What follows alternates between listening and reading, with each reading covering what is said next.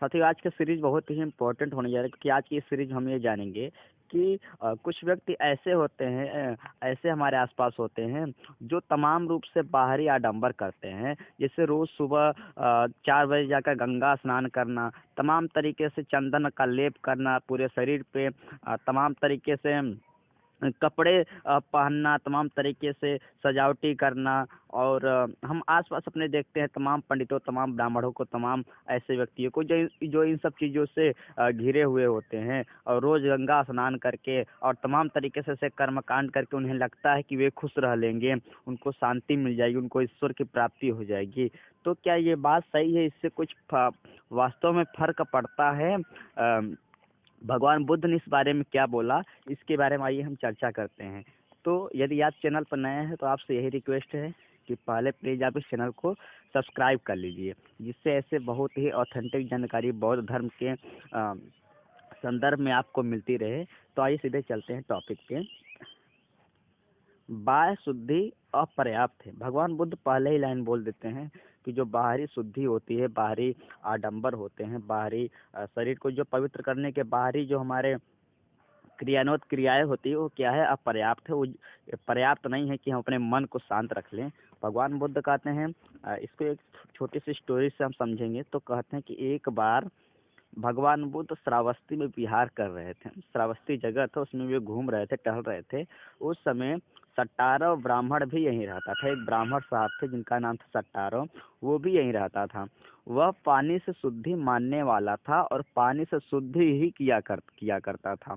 रात दिन वह प्रायः स्नान करने में ही लगा रहता। अब आनंद महास्थवित चीवर धारण कर अपना पात्र चीवर साथ ले श्रावस्ती में भिक्षाटन के लिए निकले। भिक्षाटन से लौटकर भिक्षा ग्रहण कर चुकने पर आनंद महास्थविर तथागत के पास पहुँचे, अभिवादन किया और एक ओर बैठ गए। इस प्रकार बैठे हुए आनंद महास्थविर ने कहा, साहब, कहा जाता है कि जो श्रावस्ती में जिस जगह भगवान बुद्ध थे, जिस जगह वे ठहरे हुए थे, वहीं पे एक अष्टावर ब्राह्मण था, जो इसी में यकीन रखता था कि यदि हम रोज गंगा स्नान करें, रोज नदी स्नान करें दिन में 4 बार, तो जितने हम पाप कर्म किए होते हैं वो धुल जाता है। तो एक बार भगवान बुद्ध के जो शिष्य थे, आनंद थे, वे इन सब बातों को जब देखें अपने आँख से, तो वे भगवान बुद्ध के पास जाते हैं और बोलते हैं भगवान बुद्ध से।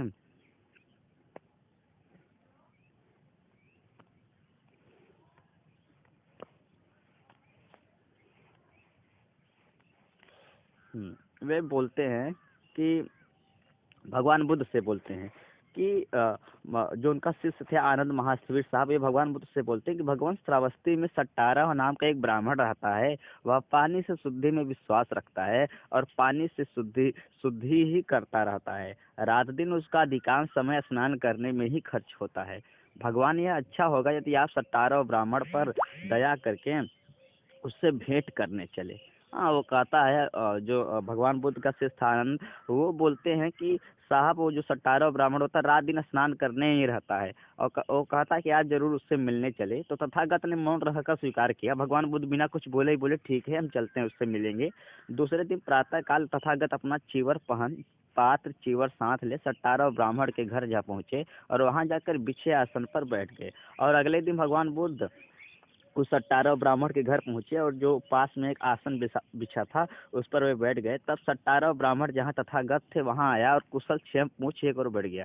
फिर ब्राह्मण जब सुना बुद्ध आए तो वहां आया और एक और बैठ गया। उसके बैठ जाने पर सट्टारा ब्राह्मण से तथागत ने पूछा, ब्राह्मण जैसा लोग कहते हैं, क्या यह सच है कि तुम जल से शुद्धि में विश्वास रखते हो, पानी से शुद्धि ही करते रहते हो? तुम्हारा रात दिन का अधिकांश समय स्नान करने में ही खर्च होता है। हाँ, भगवान बुद्ध गए, उनसे पूछते हैं कि क्या ऐसा सत्य है जो लोग बोलते हैं कि तुम रात दिन स्नान करते रहते हो, तुम्हारा यही विश्वास है कि स्नान करने से ही शुद्धि आ जाती है और मन पवित्र हो जाता है? श्रवण गौतम, यह सच है। उसने बोला कि हाँ, यह सत्य है। तो ब्राह्मण, इस प्रकार रात दिन स्नान आदि करते रहने में ही तुम क्या लाभ दिखते हो? भगवान बुद्ध पूछते हैं कि इससे तुमको क्या फायदा होता है उस ब्राह्मण से? तो वो बोलता है कि श्रवण गौतम, यानी गौतम बुद्ध, यह इस तरह है कि दिन में मुझसे जो कुछ भी पाप कर्म होता है, मैं उसे दिन भर शाम को धो डालता हूँ, और रात को मुझसे जो पाप कर्म होता है वह मैं प्रातः काल उठते ही स्नान करके धो डालता हूँ। इस प्रकार रात दिन स्नान आदि करते रहने से मुझे यही लाभ दिखाई देता है। और वो ब्राह्मण था, उसने ये बोला कि जो दिन भर मैं पाप करता रहता हूँ उसको मैं रात को जब स्नान कर लेता हूँ तो वो पूरा पाप खत्म हो जाता है, धुल जाता है। और जो मैं रात को जो मैं पाप किया होता हूँ मैं उससे सुबह धुल देता हूँ, और इस तरह हमारे जितने भी पाप कर्म हैं वो धुल जाते हैं अर्थात खत्म हो जाते हैं। तो बोला यही मुझे लाभ दिखाई देता है। तब बुद्ध ने कहा कि धम्म ही वह जो स्रोत है जो स्वच्छ है, जो निर्मल है। ठीक, यहाँ अब जब शास्त्रों के ज्ञाता स्नान करने आते हैं तो उनका प्रत्येक अंग शुद्ध हो जाता है तथा वे दूसरे तट पर चले जाते हैं। तथागत ने ऐसा कहने पर तारो ब्राह्मण बोला, श्रमण गौतम, यह अद्भुत है, आज से ही जीवन पर्यंत आप मुझे अपना शरणागत उपासक जाने। साहब भगवान बुद्ध बोलते हैं कि जो तुम ये जल आदि से स्नान कर तुमको लग रहा है कि इससे हमारे पाप धुल जाएंगे, यह सब व्यर्थ है।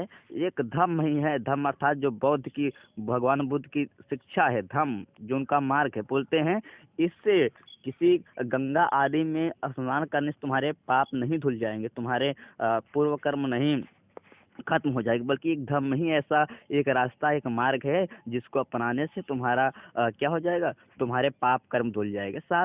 आप इसको समझिए, आप कितना भी स्नान करिए, कितना भी बाहरी आवरण करिए, चंदन टीका, स्नान धूप बत्ती, लेकिन साहब यदि आपका मन अंदर से स्थिर नहीं है, अंदर से आपका मन चिंतित रहता है, अंदर से आपका मन परेशान रहता है, तो जाहिर सी बात है बाहर आप कितना भी दिखावा कर ले, बाहर आप कितना भी आडंबर कर ले, आप अंदर से खुश नहीं होंगे। क्योंकि साहब कहीं न कहीं हमारा मन इसलिए स्थिर नहीं रहता क्योंकि कुछ न कुछ चीज़ें ऐसी होती हैं जो हमारे मन को परेशान करता है, कुछ न कुछ ऐसा सत्य होता है जो हमारा मन जानना चाहता है कि ये ऐसा क्यों है। जब उसका सही प्रश्न नहीं मिलेगा, जब उसको सही साधन नहीं मिलेगा, तो हमारा मन निरंतर रूप से क्या रहेगा, स्थिर नहीं रहेगा, अस्थिर रहेगा। और जब मन हमारा अस्थिर रहेगा तो साहब हम बिल्कुल भी सुख पूर्वक नहीं जी सकते, हम बिल्कुल भी चैन पूर्वक नहीं जी सकते, और कहीं न कहीं हमारा मन अंदर से हमेशा परेशान रहेगा, जिससे हमें हमेशा हम खुशी नहीं रख सकते हैं, कुछ न कुछ हमारे अंदर दुख बना रहता है।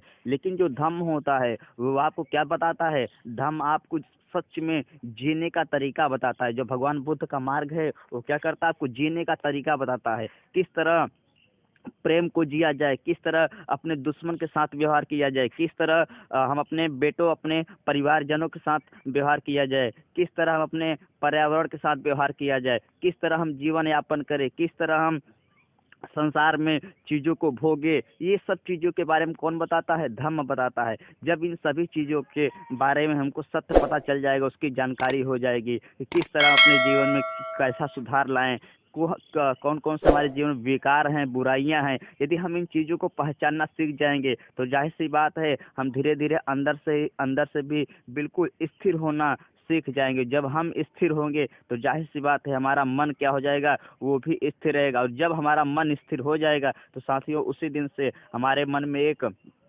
स्थायी भाव आ जाएगा, और न हमको किसी प्रकार का दुख होगा और न किसी प्रकार का किसी तरह का कोई हमारे अंदर मानसिक चिंताएं होंगी। और इसी अवस्था को, इसी चीज को बोलते हैं धम्म, इसी को बोलते हैं निर्वाण। तो साहब भगवान बुद्ध इसी को बोलते हैं, तुम कितना बाहरी से गंगा स्नान आदि कर लो, उससे हमारा मन स्थिर नहीं होगा। जब तक हम अपने मन को स्थिर नहीं कर पाएंगे तब तक जो है ये सब चीजें बेकार है, व्यर्थ है। इसलिए भगवान बुद्ध क्या बोलते हैं, अब जो ब्राह्मण था वो बोलते हैं उससे कि तुम एक काम करो, तुम धम्म अपना लो, हमारे शिक्षा दीक्षा अपना लो, जिससे तुम्हारा कल्याण होगा। और वही बाद में वो क्या था, जो सट्टावर ब्राह्मण था, बाद में वही क्या उनका उपासक बन गया, उनका क्या बन गया, उपासक बन गया, उनको उनका फॉलोअर बन गया, अनुयायी बन गया। तो इस तरह भगवान बुद्ध ने बहुत ही सही बात बोला, इसको हम सभी अपनाना चाहिए कि बाहरी आदि आवरण और आडंबर करने से अच्छा है कि हम बौद्ध धर्म के जाने, बौद्ध धर्म को अपने जीवन में अमल करें,